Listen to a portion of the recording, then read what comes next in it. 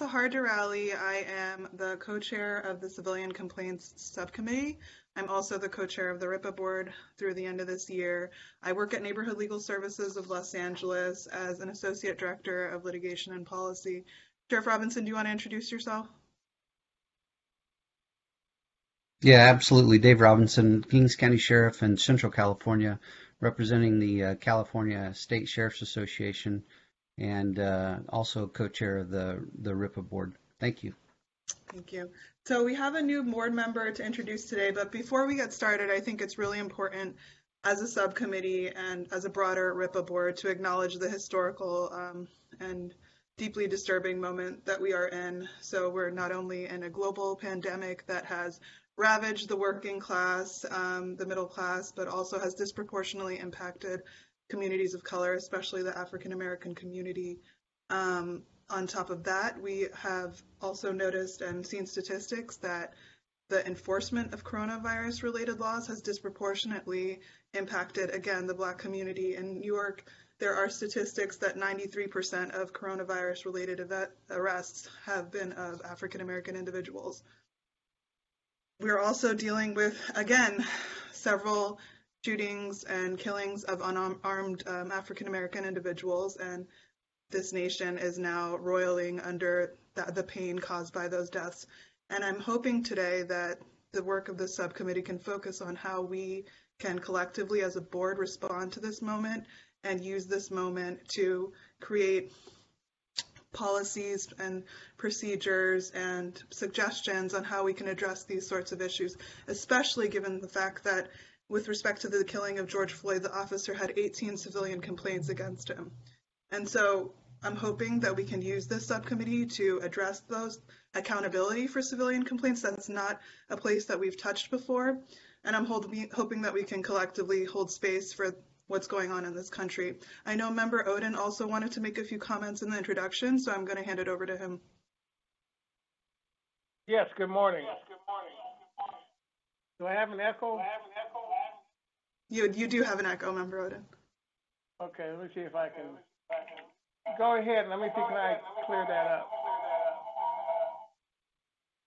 And it may be if you are calling in and also have your computer on audio, that may be one reason for an echo. All right, let me.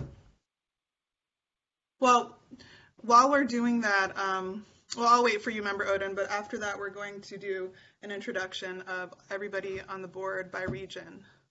So let us know if it'll take a little while, because we can start the introductions if so. The beauty of online meetings. Okay, so while we're waiting for Member Oden, how about we all do introductions by region? I've already introduced myself in Los Angeles and Southern California. Any other board members from Southern California right now? Yes, LaWanda Hawkins. LaWanda, can you do a brief introduction of your background for the members of the public? I represent an organization called Justice for Murdered Children, and we're located in Southern California, in Los Angeles. Thank you, LaWanda. Anybody else in Southern California? Yes, hello. I'm the Reverend Nancy Frausto. I serve as Associate Director at St. Luke's Episcopal Church in the city of Long Beach. Fantastic. So we're going to get back to you and do a formal introduction of our new member. All right, Member Oden in San Diego. You want to introduce yourself if you... All right. Still seeming like there's some technical difficulties over there. How about Central California? Can we make introductions for board members in Central California? Before we leave SoCal, I don't know if you can hear me, Sahar and others. Yes, I can. Hi, my name is Lily Kajavi. I'm a new board member. I'm not on this subcommittee, but I'm listening in today. I don't have video. I'm a professor at Loyola Marymount University. I'm really pleased to be able to join the board. I think the work that's going to be done is so critical. So, and thank you, Sahar, for your introduction today. Thank you. Welcome, Lily. Central California? Well, I think it's only Member Robinson, right? All right, Northern California? Hi, it's Tim Szilard. Can you hear me? We can. Oh, hey, Sahar. I'm the president of the Rosenberg Foundation, and I think this may be my last meeting because I'm termed out. Oh, thank you, Member Szilard. Anybody else that I missed on the board? Hi, this is Lisa Serrano. I'm on the subcommittee member, but not on this committee. And I'm calling from Sacramento. I'm a Native American, and I'm the executive director of the Bridge, which focuses on judicial changes in law. Thank you so much for introducing yourself. We're really looking forward to hearing from you. All right, so let's welcome new board member Nancy Frausto. I know you did a brief introduction, but if we could hear a little bit more about you, that would be great. And then we'll see if Member Oden had success dealing with those technical issues. Good morning again. Yes, like I said before, I serve as Associate Director in the City of Long Beach. I am very passionate about advocating for dignity for every person, especially in this time with everything that is happening. We need to do our best to make sure that the laws are respected, but that human life comes first. And I think the work of this subcommittee, of all of you, is coming at a very timely, manner. Thank you. Thank you so much. Really looking forward to having you. Member Oden, did you address the technical issues? Otherwise, we'll move on to the next item of the agenda. I think I hear something. All right.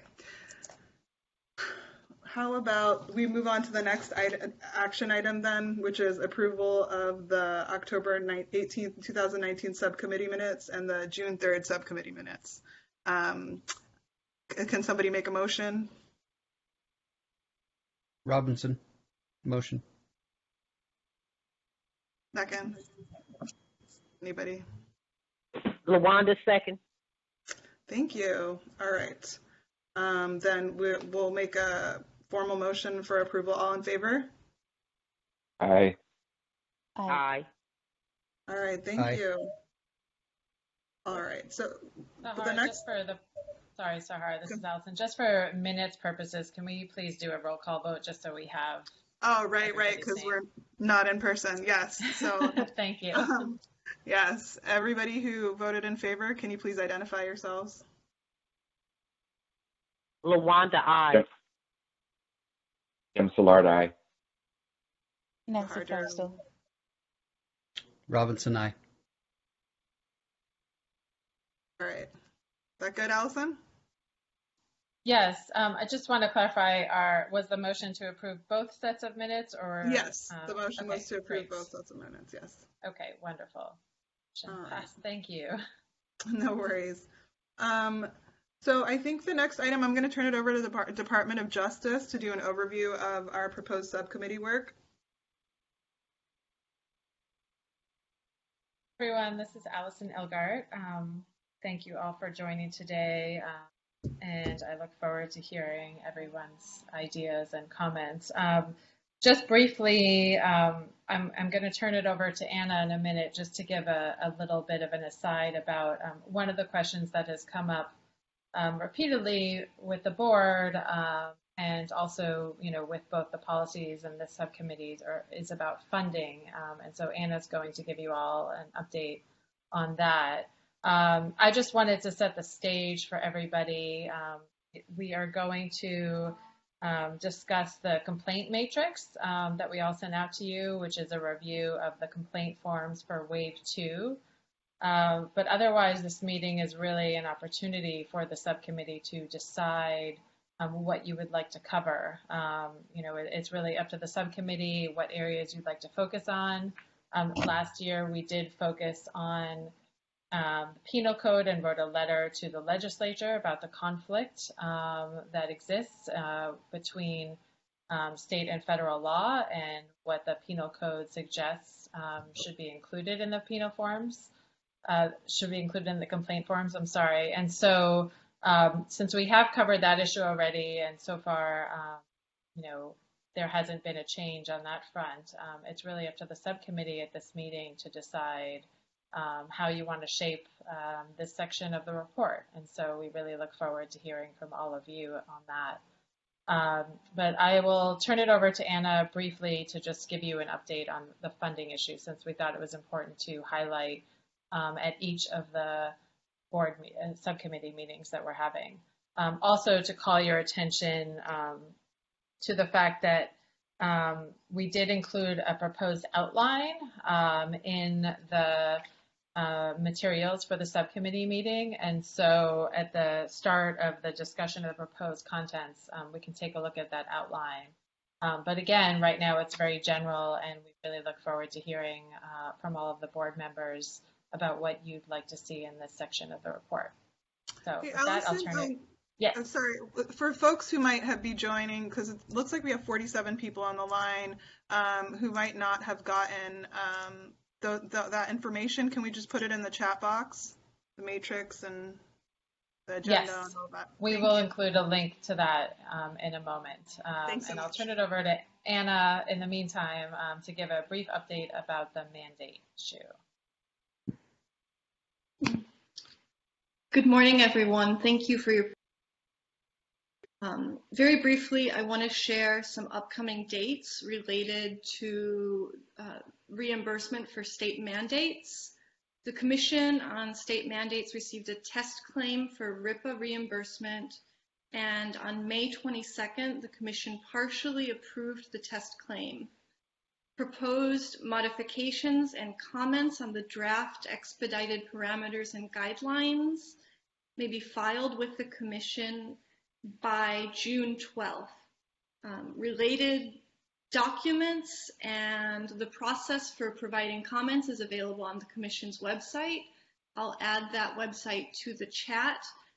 You can also find it by searching the Commission on State Mandates website for RIPA, and the test claim number is 18-TC-02.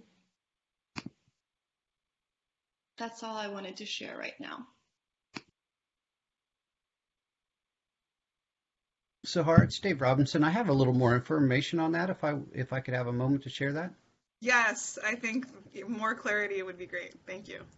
So for everyone listening, basically what occurs in a process like this is when legislation is passed that is what we call an unfunded mandate like this, where agencies are required to implement but they receive no funding to do so, an agency can submit a test claim, which was done by San Diego Police Department a couple years ago. And so the Commission on Mandates has basically issued that, yes, agencies should be receiving funding for this, and now they're working towards the mechanism by which agencies would submit their claim to receive funding. And so then it's going to be back on the responsibility of the legislature to provide that funding to agencies to implement some of the things that are involved in the RIPA data collection. And so, as an organization, RIPA board, we've been pushing in our annual reports to ask the legislature to make sure they include funding. And I think part of the process was this Commission on State Mandates process. And so I spoke with Captain Jordan, who actually was the ones who submitted on behalf of San Diego Police Department. And so the good news is it looks like it's going to go down the track of the agencies will receive funding to implement at least some of the RIPA information in the future. And then it's just going to be up to the legislator to determine how and where that funding come from. So they are tracking it, and so we'll see where this ends up here. He thinks that by mid-July, the final process will be done on how it looks, and then it would be up to the legislature and the governor to make sure that they fund agencies. So anyway, good news as far as that process goes from the board's perspective of ensuring that this moves forward, and now we just hopefully they'll put some money behind it in the very near future. Thank you. Sheriff Robinson, can I ask a follow-up question to that? Is that You bet. is that funding directed towards analysis of the data, doing things with the data, developing certain procedures? Like, is there any parameters around the funding, or is it generally funding for the RIPA mandate for LEAs? So the decision, and I tried to read through it. It's pretty lengthy, but the decision was on the data collection components of it at this point. However, part of the public comment period allows for those other components to be brought up, so that people can actually put in their comments that they would also like to see data analysis, etc. And because that originally, that wasn't part of it. And so that is part of the process. So according to Captain Jordan, that entities, people, individuals can publicly comment now before June 12th and comment to those things that they would also like to see in there that would get included, such as data analysis. So that's a great question. Okay, thank you. Okay. Zahara, this is Tim. I had another question. Go for it. I'll Hey, do that. Sheriff Robinson. Thanks. All right. Hello, hi, this is Doug Oden. Can you hear me? We can hear you now without the echo. I think Member Szilard was in the middle of making a comment, but if you have a comment, we can move to you right after. But your audio sounds way better. Okay, great. Yeah, Sheriff Robinson, it was just a Yes, sir. question, if you're aware. Since I believe the state sends funding to LEAs for various purposes, is there anything that would keep the state from simply saying, okay, well, now you can use this funding stream to be doing this body of work, as opposed to providing new funding or reimbursement for the new body of work?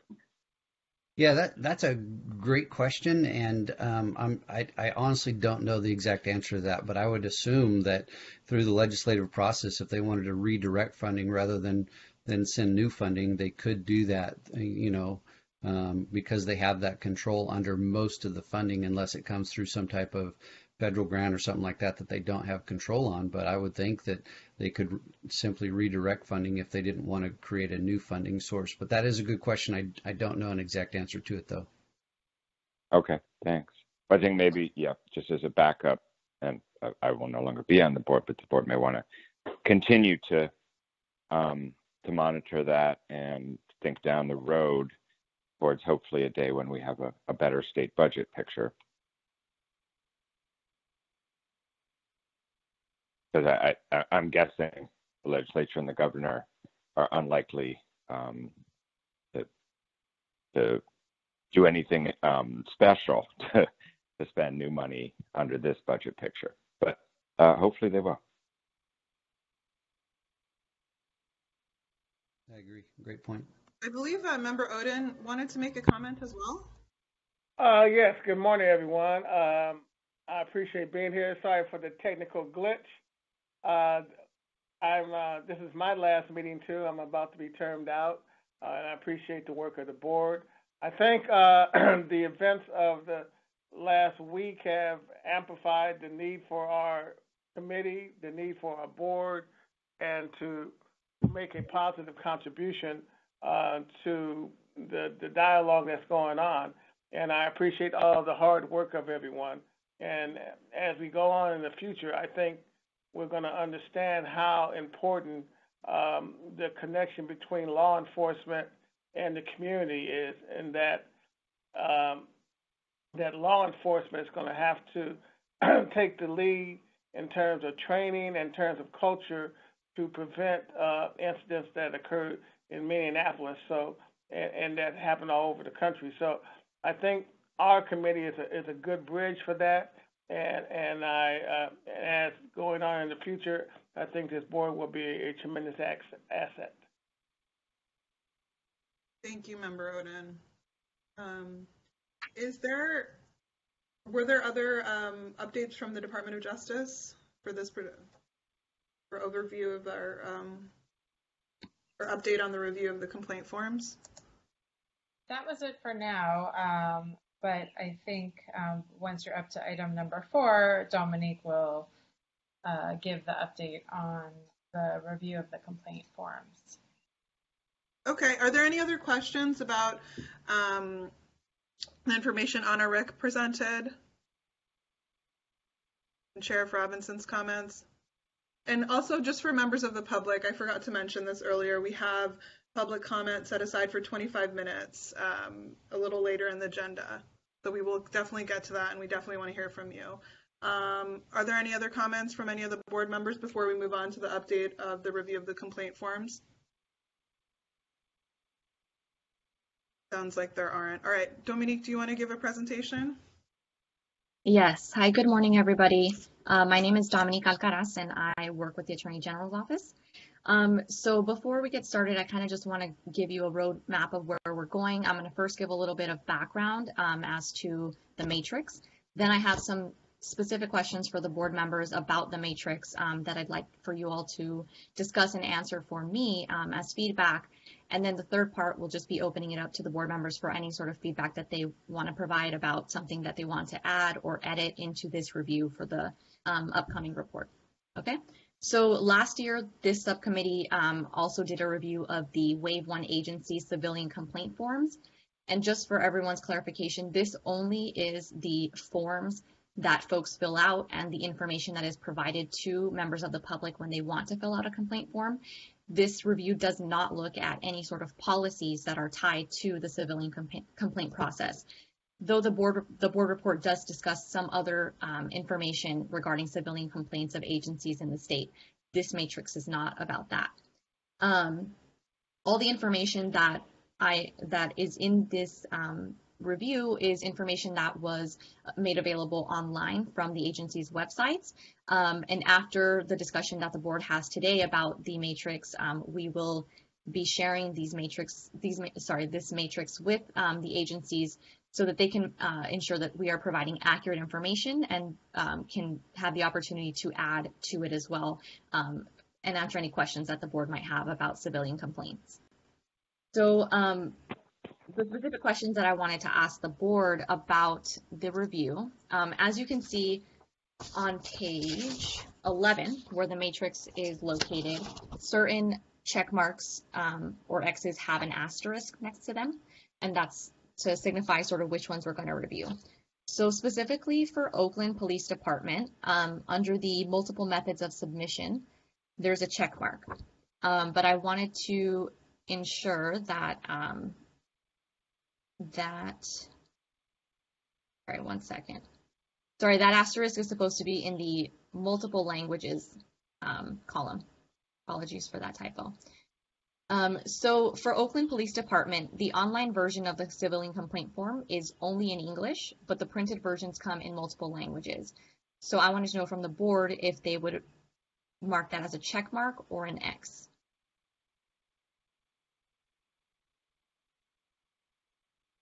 Is there room for another column? I think that's an important distinction. Yeah, available in multiple languages. But you have a footnote, correct? But yes, the footnote doesn't address. I don't know. I think that's pretty important information because a lot of people are not going to go to the actual department to get a copy of the form. They're going to be looking online. If there's a way to. This is Member Oden. I would think if you could make some type of delineation to say not online or NO and then have an asterisk saying not available online to note that it doesn't come in multiple languages online. Yeah. I think that needs to be distinguished for sure.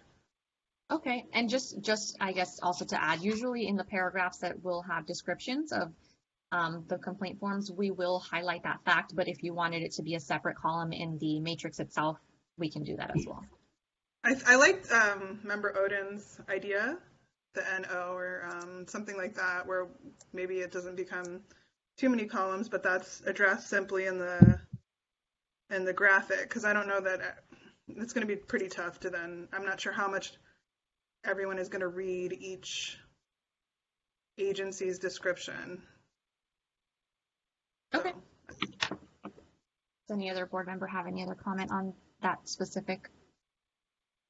Maybe not adding a column, but maybe where it says available in multiple languages, just adding in-person pickup and online or something like that. So you're not adding a different column, but then they would have an X because they are not online. Okay, thank you. Okay, so also for the Oakland Police Department under complaint process information attached to form, which is the last column, the online version of the complaint form, again, which is the one that is only in English, has a very brief description of the process, but the printed version of the complaint form doesn't have the process attached to it. So wanted to know if the board members would like there to be an X or a check mark in that box. Can we do something similar? Just as we did what member Rostow just suggested. Definitely. Okay, so for the next one is Sacramento County Sheriff's. For the column about whether or not the form is accessible online. So the way the Sacramento County Sheriff's printed version, they don't have a online complaint form that you can submit directly online. But if you go to the FAQs for the agency and look up how do I file a civilian complaint, there's a link to a PDF that has a printed or a PDF version of the civilian complaint form. So I don't know if folks on the board consider that to be form accessible online or not, and so whether you would want a check mark or an X.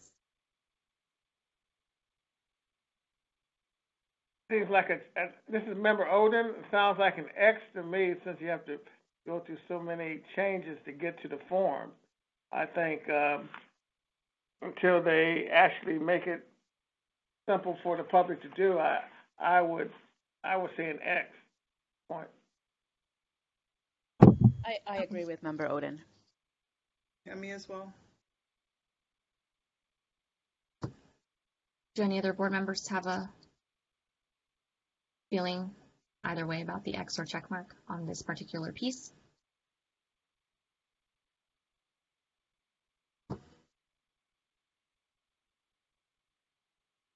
I'll move on to the next one. Sacramento County Sheriff, again, on the column of does not include language found in Penal Code 148.6. The online version of the form does not include this language, but the printed version does.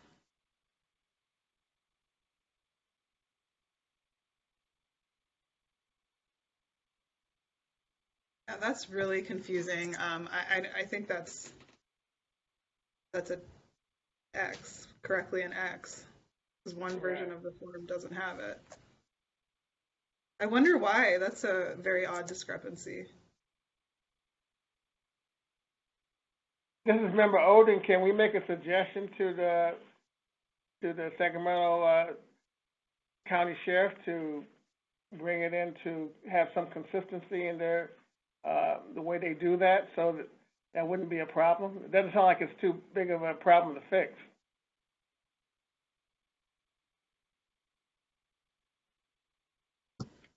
I think if we wanted to include that in the report, that's up to the board. Okay. Is any other comments on this specific piece? Okay, so the next one is Sacramento County Sheriff under complaint process information attached to the form.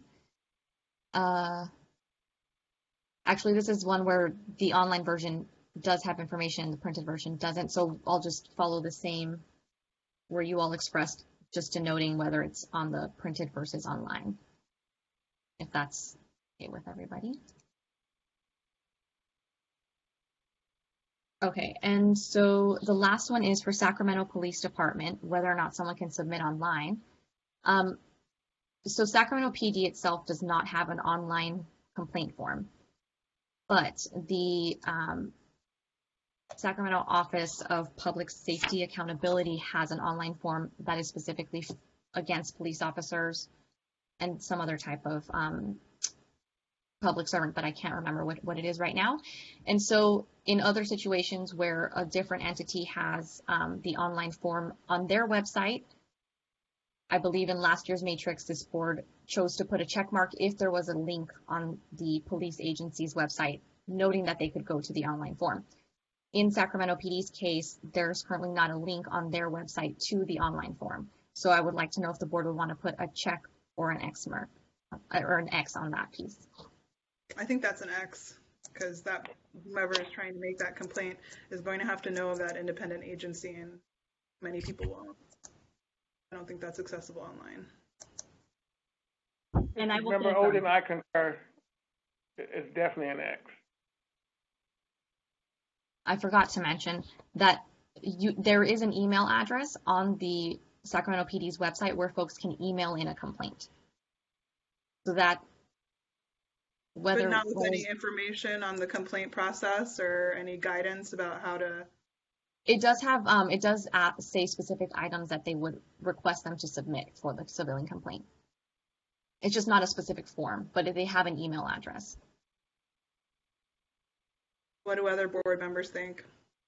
I feel that there needs to be a form. In email, there's no real process there. So if there's no form, there should not be a check. Yeah.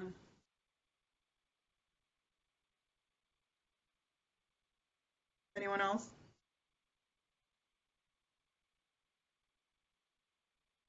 I think that this is Lisa Serrano. I think that it's important that there needs to be that hyperlink. If there's not, then there is no way for the individual experiencing the hardship communicate it. It needs to, for transparency reasons, for assistance, it should be mandated because we're working on transparency and then and accountability for the safety of the people. That's all. Just for folks who might be new to this subcommittee to know, or not just on the subcommittee, but the members of the public as well. In California, there's no mandated form that LEAs have to use, nor are there mandated procedures, nor is there a clear definition of a form. And that's of a complaint form. That's pretty well extensively outlined in last year's report. Okay. So those were all the specific questions that I had about the matrix for the board. So now if the board has any sort of feedback that they would like to provide about the matrix and the review itself, I'll take notes and we can see what we can do to move forward. Dominique, I understand you're going to be following up with several of the agencies, correct? To Yes. Get some of this information. One thing I was thinking about, and I spoke with Allison about this, is that in our survey that we ask some sort of question about whether any of the agencies have implemented any of the recommendations that we put in last year's report about complaint accessibility and complaint processes. I think that would be really interesting data to have for this year's report, and timely data.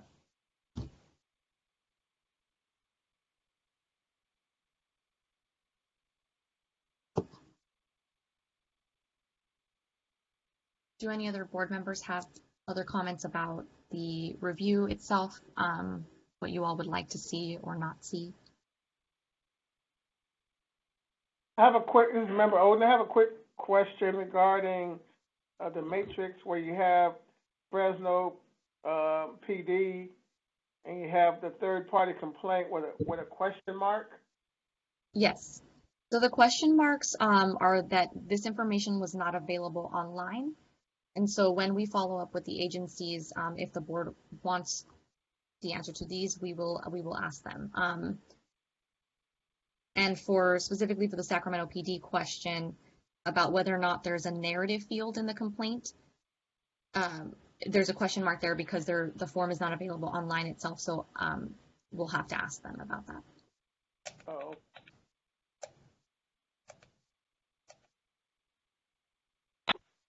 And we're surveying in this survey just the Wave 2 agencies, or just the Wave 2 agencies this time? For the matrix, or do you mean the survey that we're sending out? I guess just for this matrix. For this matrix? The Wave 2. Just Wave 2. Okay. Right. Is there anything else that we have for agenda item 4, the update on the review of the complaint forms for Wave 2 agencies from the board or from the DOJ? We're gonna be saving public comment for after the next agenda item, so we definitely want to hear from you then.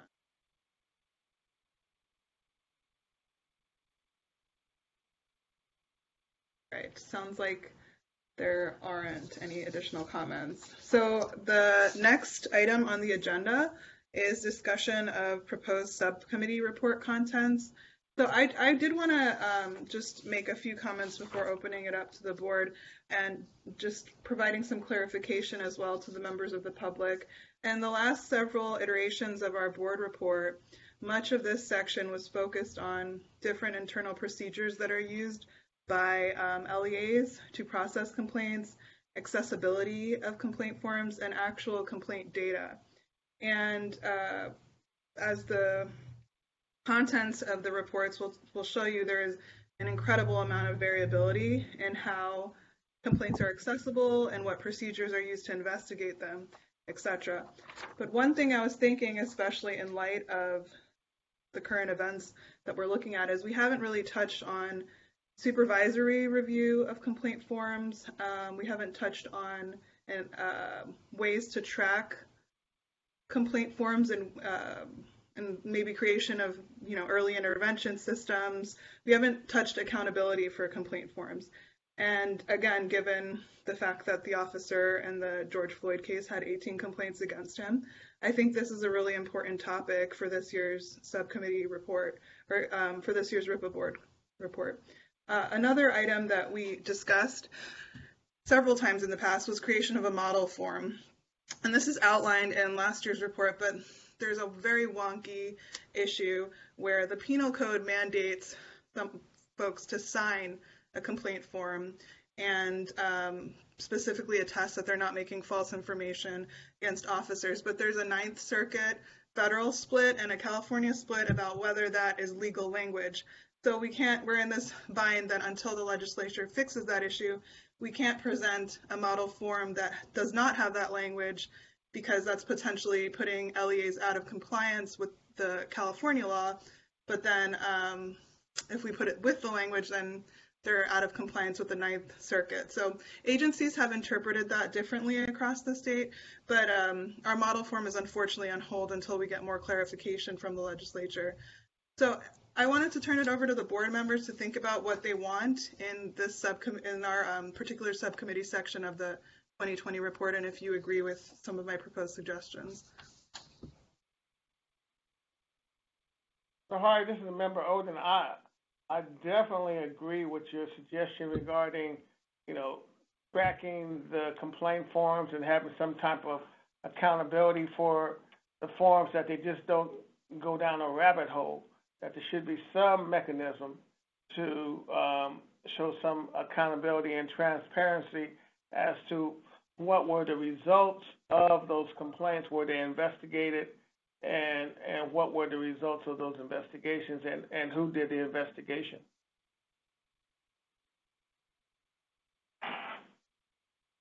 Sahar, this is Tim Szilard. I agree with that, and I agree with your recommendations. And I wonder if we want to go further at some point in terms of recommending that there be some independent oversight of, at a minimum, of the complaint process. So, of course, in San Francisco, you're aware for a long time we've had an independent department that handles those complaints as opposed to handling them internally, at least administratively. I think that's a good practice, but certainly at a minimum, some kind of independent review within a city that is not the department itself assessing whether complaints are being followed up on and tracked and responded to. I would agree with that. This is Board Member Lawanda. I agree. There has to be some form of transparency and some form of accountability. I think that's where the problem is. People feel as though there is no form of accountability when they voice their concerns regarding what's happening with law enforcement. They don't get a letter, or no one calls them back to say that something has happened, that someone heard their voice. So they don't know the community that something has been done. I definitely agree with everything that everybody has said. And I don't know if this is the correct place to voice this, but also seeing if an officer is getting various complaints, is that accessible anywhere? I know that's part of the follow-up and the transparency, but I mean, I think it's really important to, in light of everything that we're going through right now, it's if an officer has more than 5 complaints, what's the process there? What's the public access? Yeah, exactly. This is Member Szilard. I believe there's a pending piece of legislation on that very issue, and it's, of course, quite controversial. But I think the board should weigh in on it and support it. Yeah, and so one thing that I spent some time looking at some of the DOJ investigations of various police departments, and when they've done studies on complaint procedures, there's a ton of variability, and actually very often supervisory misclassification of complaints, administrative closure of them, wiping of the complaints from folks' records. And so in the most recent tragic national case, perhaps several of those complaints were wiped from the officer's record. Perhaps they're misclassified. And so I think there's a lot of room for us to make pretty strong recommendations. And in fact, the DOJ, when it was investigating police departments, would often recommend independent review. So I think that it would be really helpful to have perhaps an expert or somebody to come speak with us about the ideal model on something like this, so we can have robust tracking mechanisms. Another thing that I saw that several agencies, after they had been investigated, implemented were early intervention systems. So even if a complaint is not sustained, which very often they are not, because of, again, variability and different procedures of how to classify a complaint, etc., there is a tracking system for an officer if they're getting several complaints where they can be flagged for more review, either at an independent level or an internal level. And I'd love to hear more about those different processes from an expert for this subcommittee, perhaps, or even at the broader board meeting. I think this is a really timely issue, and I think even if, I don't know that we're definitely not going to have another subcommittee meeting, I believe, before September, but perhaps we could have someone actually come to our board. What do other members, our board meeting in September, what do other members think?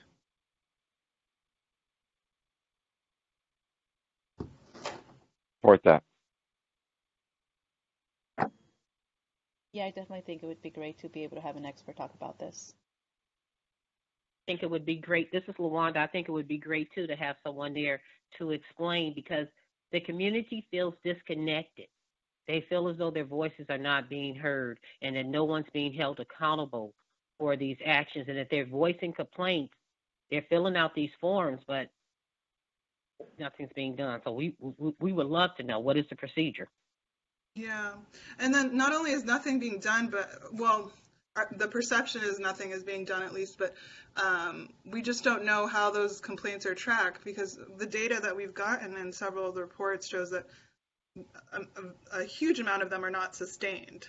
But even if they're not sustained, you have an issue with an officer that might keep coming up with multiple unsustained complaints, and that should be tracked somehow.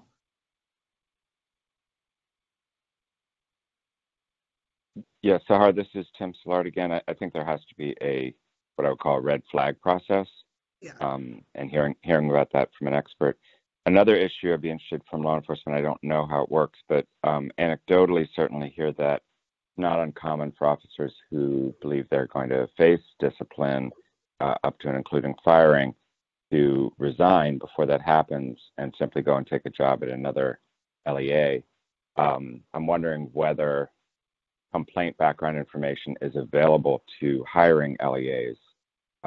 We've been talking about the public having that information, but I certainly think if I were a chief or somebody hiring folks, I would want that information. Hey Tim, Dave Robinson, I could help with that, and you're spot on, and it's frustrating, for us even in law enforcement because that does occur, and I believe the legislation you're referring to assist in dealing with that issue where if someone files a complaint, even if the officer resigns, that investigation has to be concluded now and a resolution to that. We do have access to complaints when, if somebody came from a different agency, because we're required under the post guidelines to get a waiver signed where we can go review that information from a separate agency, even if the complaint wasn't fully investigated, because what you'll typically see is there'll just be a note in the file that the complaint came in and the officer resigned, but we still have the opportunity to actually even follow up with the people involved in the complaint if we choose to. One of the things that I've seen occur is, especially in a smaller agency that just doesn't have a lot of resources, is they don't necessarily follow up on that information. And so that's where you see a lot of officers getting hired at another agency where they just didn't follow up and they should have. And so I'm actually, we're really hopeful. The State Sheriff's Association is hopeful that on that legislation, that piece of the puzzle goes through, so that way we aren't hiring people that we shouldn't be hiring as well. And so, yeah, I think it's the same legislation that you're referring to. And I'm super interested. I think it'd be great to have somebody come talk about that at the September meeting, and also to include, one of the things that's frustrating for law enforcement department heads is that we do, run into some walls sometimes in getting rid of employees because of all the, employee rights that all employees have throughout the state of California, not just peace officers. And so that part is a little bit frustrating as well for some of us department heads that really want to do a better job in weeding out and screening out these people. And so if perhaps somebody could speak to that as well, what the legal side of it is as far as employee-employer relationship. And so that way, everybody can understand that sometimes our hands are tied on things that we can do. And that can be pretty frustrating as an agency head to be constantly getting pushback from, a local human resources or local, legal counsel department saying, oh, sorry, you can't get rid of that person because they have all this employee rights process that you have to go through first. And so, yeah, I think it'd be super interesting to have that as part of the overall board discussion in September, and definitely support that. Sheriff Robinson, when that happens, is there a way to reassign that officer to a less,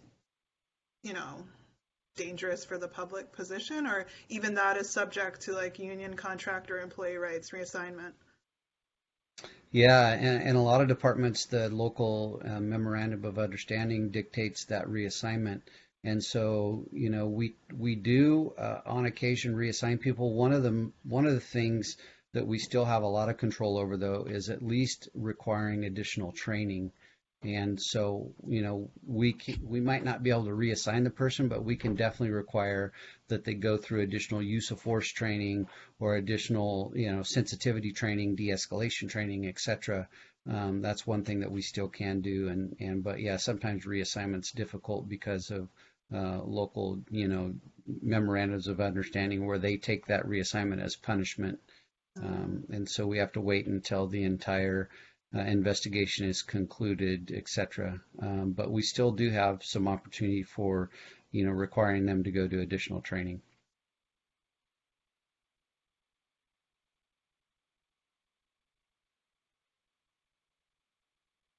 Any other thoughts or comments for contents of this year's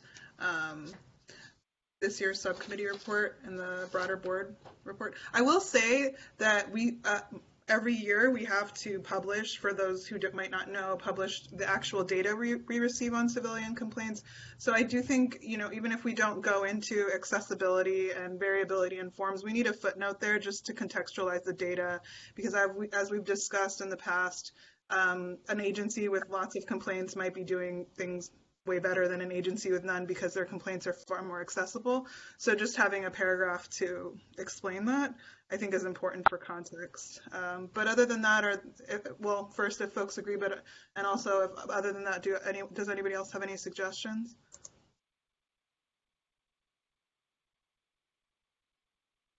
This is Member Oden. I think it'd be important at some point also to find out the accessibility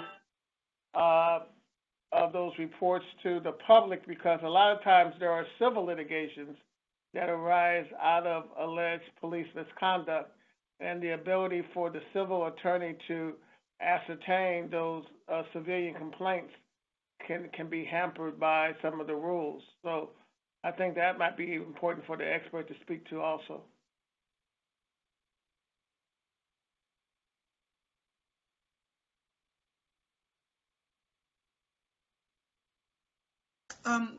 A question for DOJ staff: do we think we can get an expert on some of this stuff by September to come to the broader board meeting?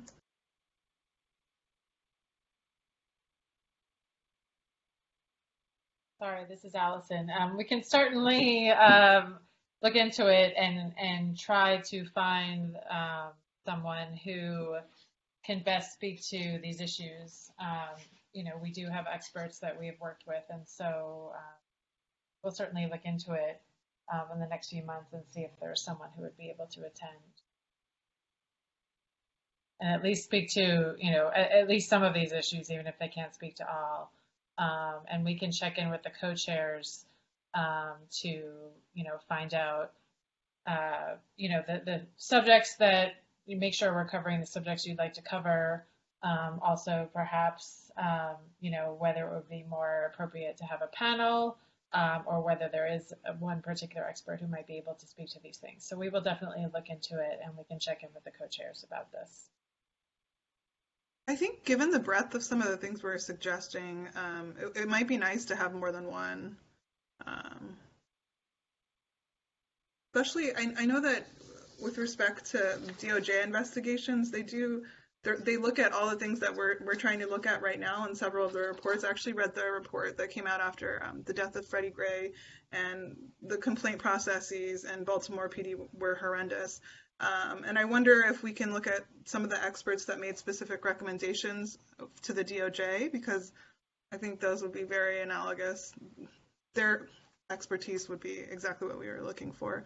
But I suppose we can talk about that more after some research.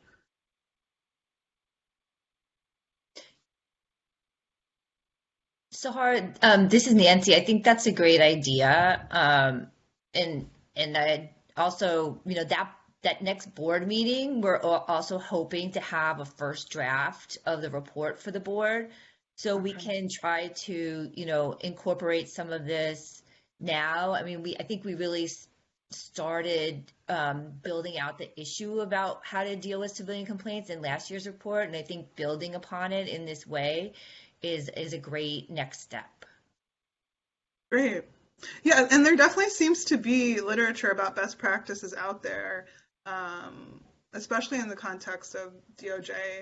So I think, yeah, we can definitely put stuff in the first draft and then hear from someone. That's a possibility? Yes, we will do our very, very best. Okay, awesome. And I think you've been on some of the other calls. We are planning on having the board meeting virtually, so that should also help us get guests from even around the country to be able to join a little bit more easily. Yeah, I was just thinking that one advantage with a funky meeting style. Sahar? Yes. This is Tim. I'm very sorry, but I have to get on another call. Actually, directly about the events in Minneapolis and the repercussions. But I just wanted to thank all of you and thank everybody for the opportunity to serve on this board with you. It's been wonderful, and I see so much growth and convergence and opportunities, and I think this has been a terrific body, and it's only getting better as time goes on. But Thank you so much, Member Szilard, for your service.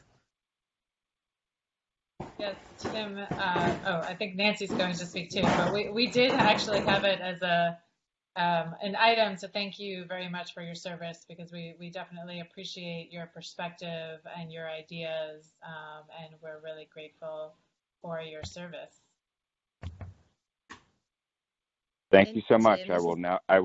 I will chime back in now as a member of the public. Tim, this is Nancy. I just wanted to say one word before you hang up. I know you have to go, but I wanted to personally thank you for your service as well. I met you at the first board meeting, which took place, as you remember, after the Dallas shootings.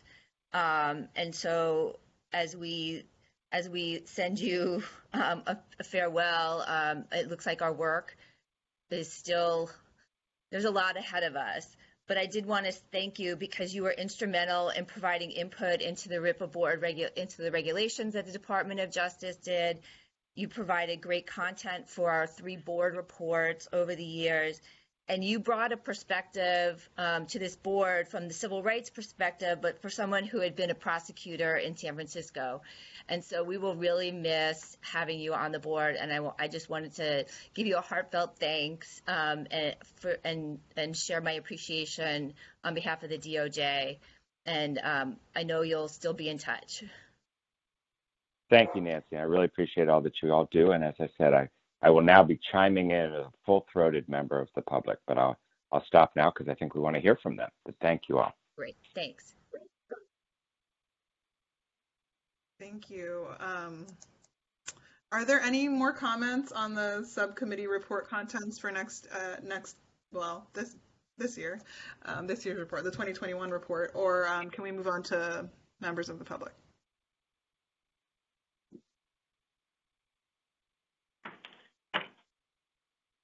Okay, it looks like there aren't any more. I believe, DOJ, were you guys going to facilitate this part of the meeting? Might be a little easier.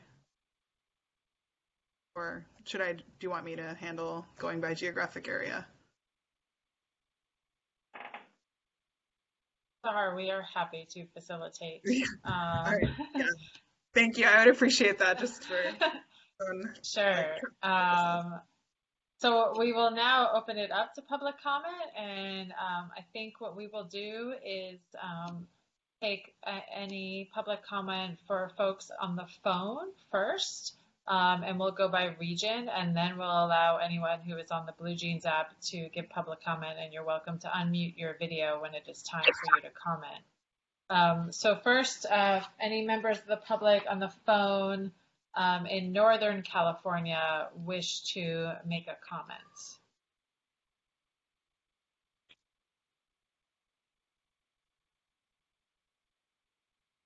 Okay. Anyone on the phone from Central California wish to make a comment?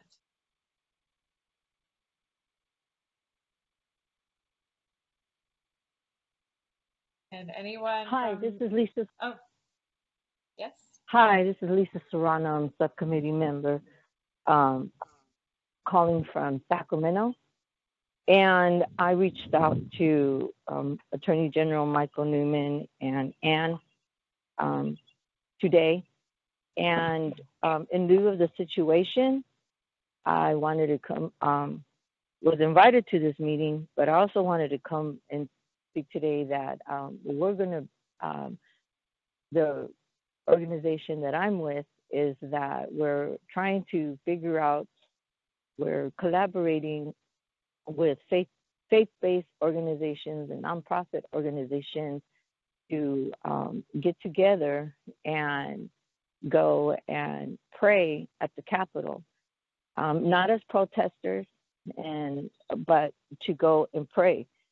But the one thing that I did mention to people who want to go, say, well, we need to collaborate with law enforcement, how to strengthen that, because our first main priority is order at this point in time, and then we'll face the complaints and that process. But right now it's order, and it was really beautiful to see other law enforcement agencies just praying with their communities. And so that's what we're trying to do right now here in Sacramento. What I wanted to know as a subcommittee member is who would be a point of contact here in Sacramento to start the process.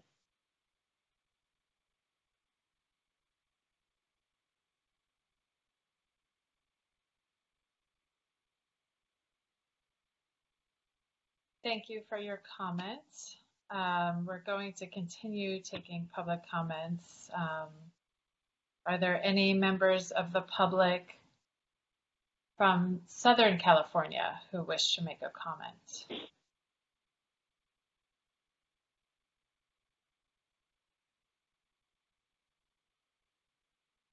Okay, hearing none, and feel free, we will allow another opportunity for folks on the phone. So now we'll go to the folks on the BlueJean app. Is there anyone in the Northern California area who wishes to make public comment? Is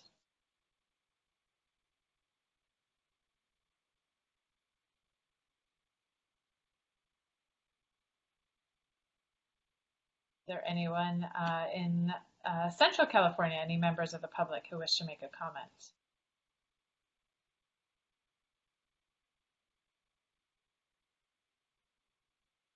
And is there anyone in Southern California who wishes to make a comment?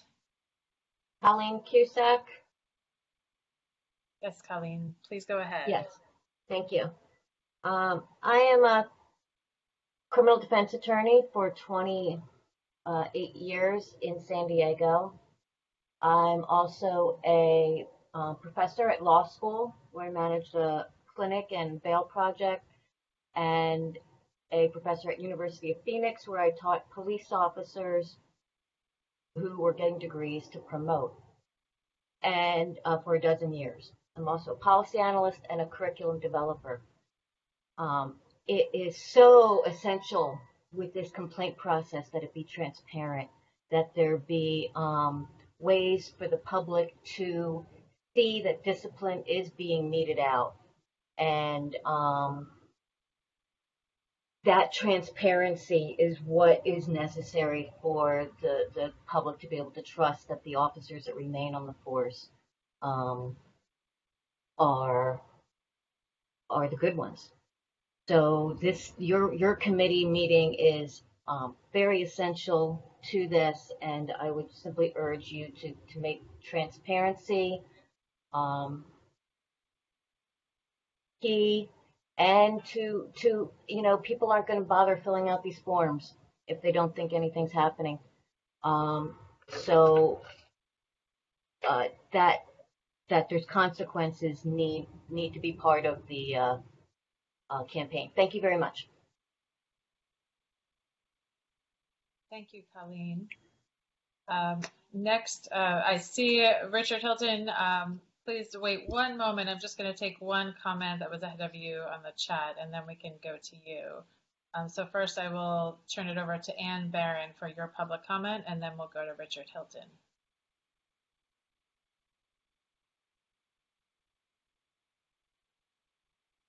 Ann, are you there? I am.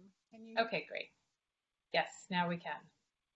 Oh, good. I don't know what was happening. I was going, I'm here. Yeah, I have a couple of questions and then a commentary about what happened in La Mesa, just outside San Diego. So first of all, did I hear that there's no requirement for California law enforcement agencies to have a complaint system? I think that was stated earlier.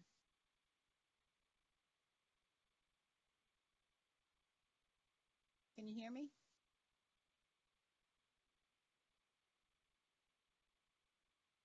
Huh.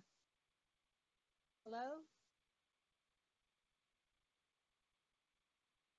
I can hear you. You're very faint. Oh, I'm trying. All right. How's this? Is this better? Much better, much better. I'm sorry. I'm trying to multiply. All right. So, can you? Is it true, or did I hear correctly that there is no legal requirement for California LEAs to have a complaint process or form? I believe that they must have some sort of process, but there's no uniformity. There's not even really a clear definition in the penal code of what a complaint constitutes, and there's no mandated form or process for it. And then how does the subcommittee get those complaints? Are they required to send them to you, or? I'll let the DOJ answer that question because they have a whole data collection process, but I'm not sure, Allison, if we're going to answer them. Well, I'll let you talk now. We can take all public comment, and then the board can discuss. The board does not have to respond to the public comment. But I can't. Question of process. I think you can respond to that. Hi, this is Nancy Beninati. And the Department of Justice does not receive from other law enforcement agencies individual complaints that are filed with those agencies. Our department collects aggregate data on the numbers on a yearly basis. And one of the categories under the Racial Profiling Act was that they were to then start reporting disaggregated information about complaints regarding racial profiling, and that began in 2016. So yes, and I was just going to add in. Sorry, and I just wanted to add in too. So information about the data that DOJ collects is in the report, but DOJ collects the data and the resolution, or whether complaints were, how they were resolved or whether they were resolved. But that is what DOJ collects. So that is reported by the law enforcement. So this committee, this subcommittee, not the DOJ, how do you get the complaints, or do we collect and database the complaints? This subcommittee. The subcommittee does not collect complaints. Okay. Thank you. That's what I was curious about. Okay, great. I did want to report, and I guess this is a complaint. The situation in La Mesa, if you weren't following it, it started on Saturday with a peaceful protest and was escalated by police. The police department made the decision, it was heard on a police scanner that someone was listening in on, to start using gas and flash bombs. And that is what escalated. It turned a peaceful protest into something that became a sort of mob out of control. I don't know how that gets investigated, but I want to put that out there as part of the issue. I don't think it's a question of police training. They are trained not to do that. I think it's a question of police culture. And I highly want to call out and pull to the top, to the surface, encouraging restorative justice trainings among the different police departments, because we're seeing a real change in the culture once they go through that process. Thank you. Thank you for your comment. Next, I will turn it to Richard Hilton for your comment. I thank you. I find tedious this ongoing discussion of Section 148.6. We have many lawyers on with us, many from the California Department of Justice. And unless I'm mistaken, the Attorney General from time to time, issues opinions on legal matters. This is one that has used so much time that perhaps the Attorney General should issue one and have that become binding. I am not a lawyer. I know data and very little else. But when the federal judiciary speaks, it tends to compel the states to follow course. If they say that a provision is unconstitutional, what left? What is left for us to discuss? Let us ask the State Attorney General to weigh in on this, and let's put this to the side. On the matter of complaints, how they're handled, if they're handled, let me speak personally of my experience. Many of us may be old enough to remember the Abercrombie and Fitch t-shirt sale promotion where they said, 2 wrongs will make it right. That did not go over well. It should not have gone over well. But we have in the California Highway Patrol officers who fill out their reason for stop explanation and basis for search explanations with rather similar comments. I made a complaint to the CHP where I documented the complaint with data.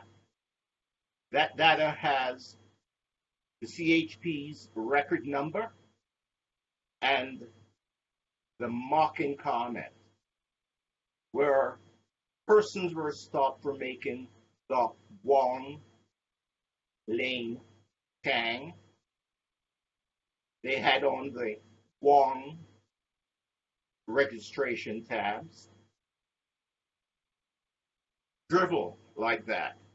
The response that came from J.L. Jacobs, captain, said, "We received your correspondence dated November 22nd, 2019, in which you expressed concerns about racial profiling by the department.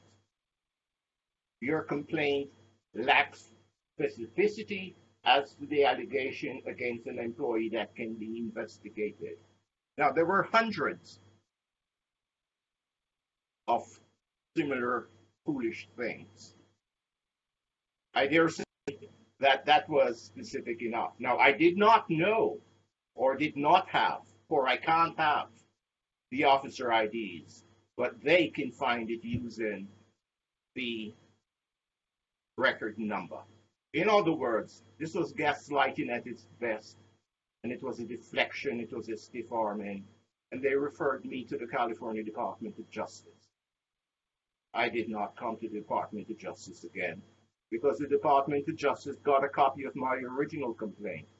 So we have the California Highway Patrol, I believe the most respected law enforcement agency in the state. They have officers who are writing these things, and these things have a special application because the CHP writes more tickets to Asians than to anyone else. Highly disproportional, their ticket writing for Asians. I say this here because J.L. Jacobs gave me a stiff arm. I speak next of La Mesa. In February, I obtained data of the operations along the line, the trolley line, where there was a report that said the number of tickets had skyrocketed, but it did not say what ethnic groups were impinged upon most by these new tickets. So I obtained data, and it showed that blacks were impinged upon the most all along the trolley line. That includes La Mesa. The young man last week happened to be black. I wrote to the city of San Diego, I believe the sheriff, with copies to the California DOJ, saying that they are targeting blacks in all along the trolley line because there has been stories on this matter, repeated stories on this matter, that they walk past whites and approach blacks and Hispanics and challenge them as to whether they've paid the fare or not. So that was a complaint. That was a citizen's complaint. I don't know if it was handled using paper, but it certainly was not handled, because I dare say, had anything been done about that, they would have laid off challenging that black man who happened to be in the vicinity of the trolley. That is what they do. That is what they did. And finally, this business of the officer's rights as an employee and how that hamstrung or hamstrings the efforts by management to be rid of them. We know that the present system doesn't work. Why do we continue this? Thank you.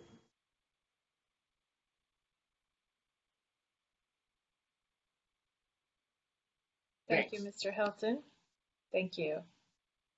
Next, I will call on Brandy Taylor-Jones for your comment, please.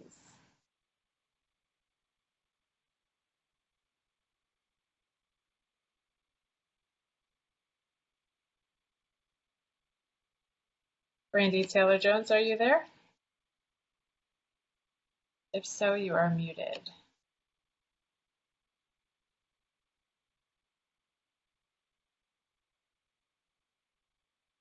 Okay, while we're waiting, let's see if there's any other, is there anyone else who would like to make a public comment? Hello, this is Marisa Lundeen with California Rural Legal Assistance. I have a question if that's permitted right now. My question was about the matrix that you showed, auditing the accessibility of civilian complaints. How are the LEAs determining which languages they should translate those complaint forms into so that they can ensure that the translated forms match the language needs of the community?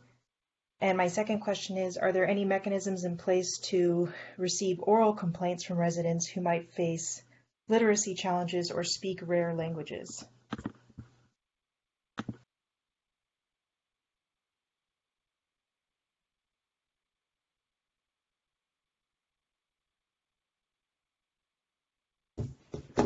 I can answer this question. I believe it was in the 2019 report, but we put in the federal analysis about the 5% of, I can't exactly remember the standard, but when a language becomes required for purposes of translation of complaints, the federal and state standards, it's briefed pretty extensively in one of the past reports, but if you have specific comments or recommendations, we'd love to hear them. And then I believe we had a recommendation in last year's report about oral complaints, having spoken to the disability rights community about that, and especially making the complaint procedures accessible to folks who are deaf or have other sorts of blind, have other sorts of disabilities.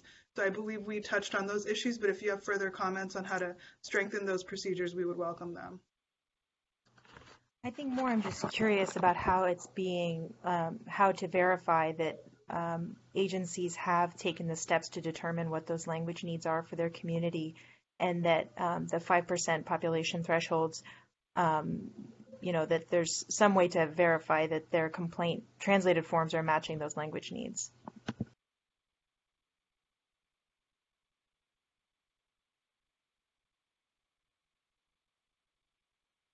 I don't think we have done any specific follow-up on that, but that could be a topic for the survey that we send out, especially to the Wave 2 agencies. If the rest of the subcommittee members are open to it, we can discuss that in our next section.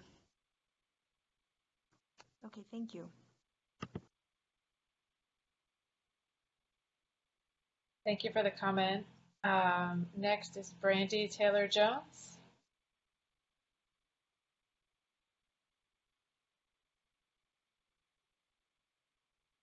Brandy, are you there?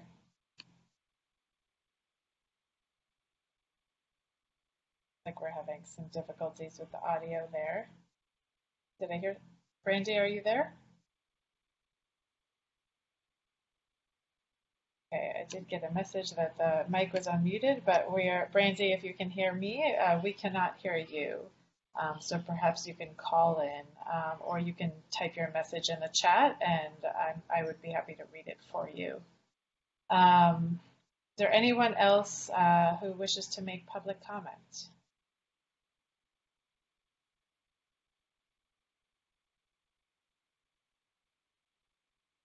In any part of California who wishes to make public comment?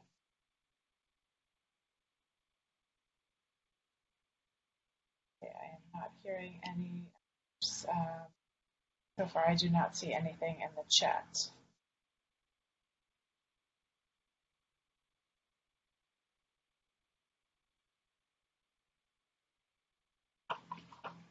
Sorry, I'm not seeing anything else in the chat. Okay. So that was my cue. Was that my cue?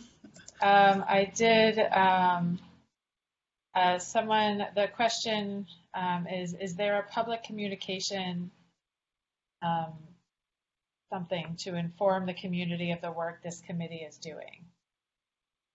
Where are you seeing that? It was in a message to me rather than in the direct chat, but it was Brandy Taylor-Jones who's been trying to make a public comment. So that was her question. Is there a public communication, OAN, to inform the community of the work this committee is doing?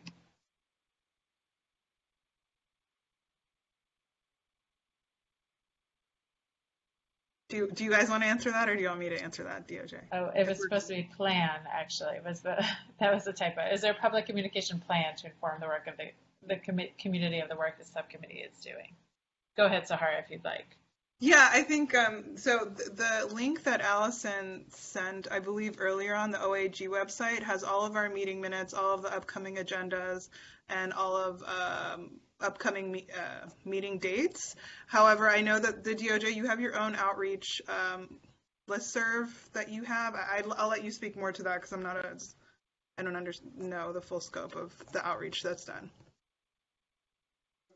Yes, so there is an AB 953 listserv that you can subscribe to receive notifications about activities of the board, and you can get to that. I'll put a link as well, but you can get to that also from the Racial and Identity Profiling Advisory Board website. So it's oag.ca.gov/AB953/board, and then on the right-hand side there is a space where you can subscribe to AB 953, and you can subscribe to the mailing list there.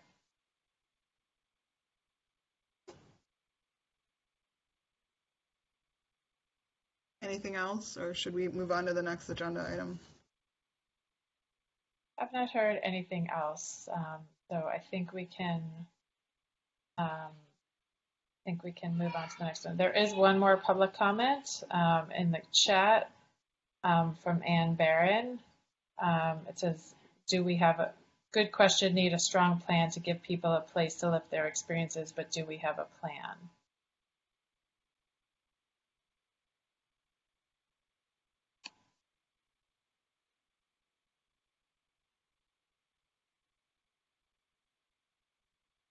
Sorry, would you like to address that, or anyone else on the member of this, any other member of the subcommittee? If you want to take that on, do not have to respond, but you're welcome to. Yeah, I think that the outreach efforts that were outlined by the DOJ are how the community is reached, but definitely open to suggestions. how to strengthen that. We did get a lot of, at several meetings, we would get a lot of turnout. That was mostly at the broader board meetings, but the subcommittee meetings are not usually as well attended, especially recently. Although I do think we might have more turnout now that it's online.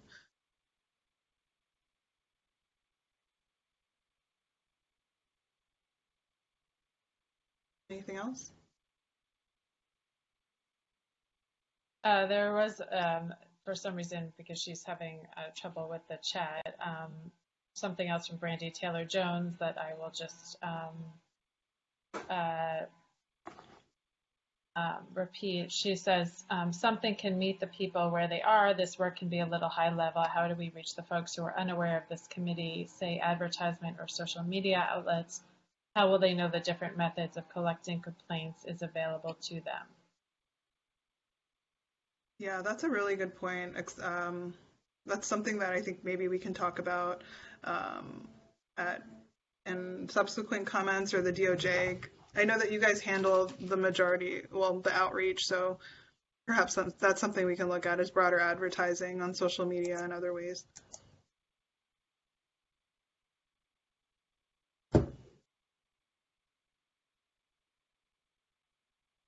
So if there are no other public comments, we can move on to the next item on the agenda. Yeah, the next item on the agenda is discussion of next steps.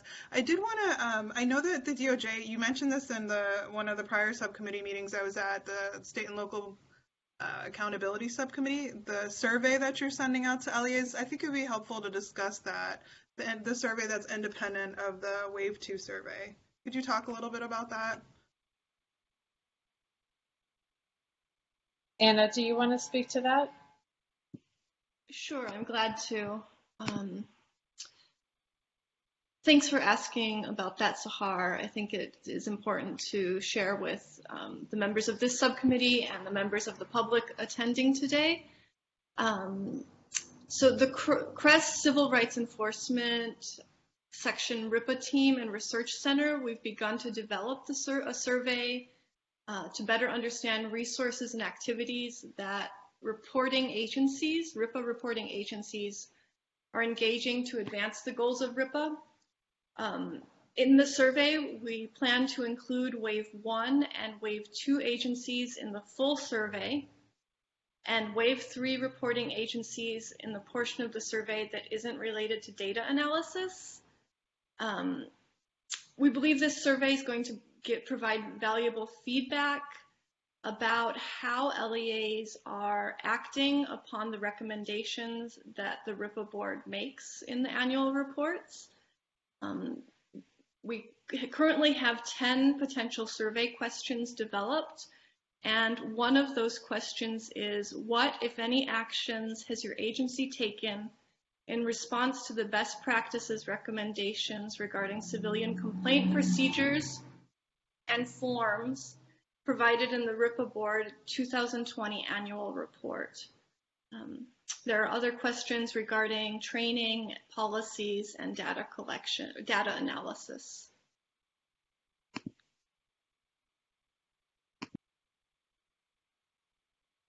Thank you. It'll be really interesting to see how agencies are using the recommendations of the RIPA board report. Does any member of the subcommittee have any comments on that?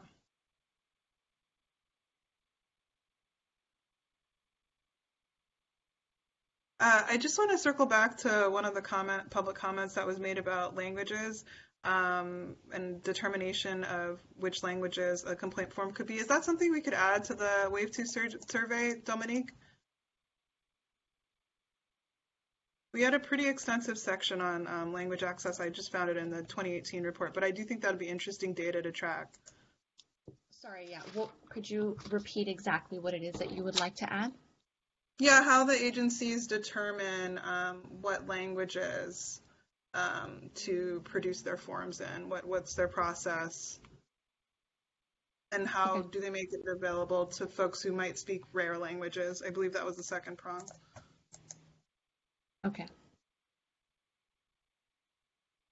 Great.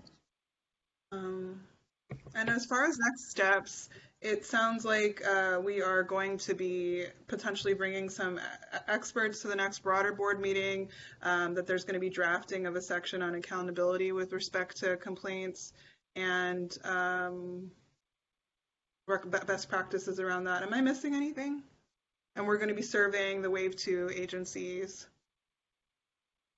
Anything else? No. Anybody else have anything to add on the subcommittee? No. Going once. Just regarding the languages, Yes. as someone that gets to see a lot of translated things, at least into Spanish, some of the translations are actually really bad. So being able to know how they're being translated, who is translating, it's also important because you have to pay very close attention to some of the nuances in language.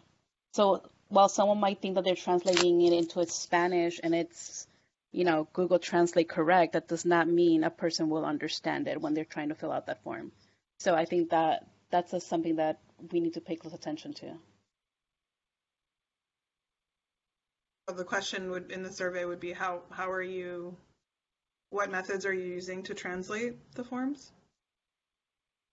Yes, Okay. methods or also professional translators. Are you looking for someone who is a professional, or is it just someone that happens to know the language? Obviously, you can't word it that way, but yes. Figure out how to massage it. I will add the who and how as to the language determination. Thank you. Anything else?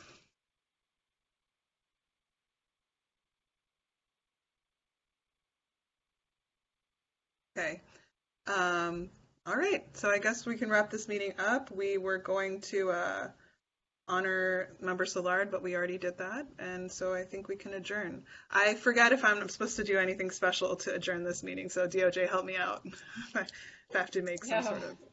Yeah, I can't remember. There's nothing special to adjourn, so thank you. Okay.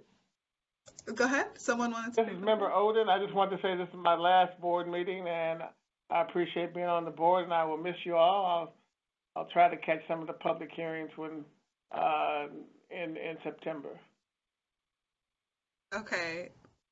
Thank you so much, Member Oden. I didn't realize that. We really appreciate your service and hope to definitely see you at future meetings. And this is Nancy, and I'd like to also say I also met you, Doug, for the first time at the very first RIPA board meeting. And you also bring a really fresh perspective, and you are also a very positive force on the board. And it's been my honor and pleasure to work with you on these things. And you have also been an extremely dedicated board member with the subcommittees that you've served. So thank you very much for everything. And I hope you too will continue to watch us and comment moving forward. Thank you, Nancy. I appreciate that.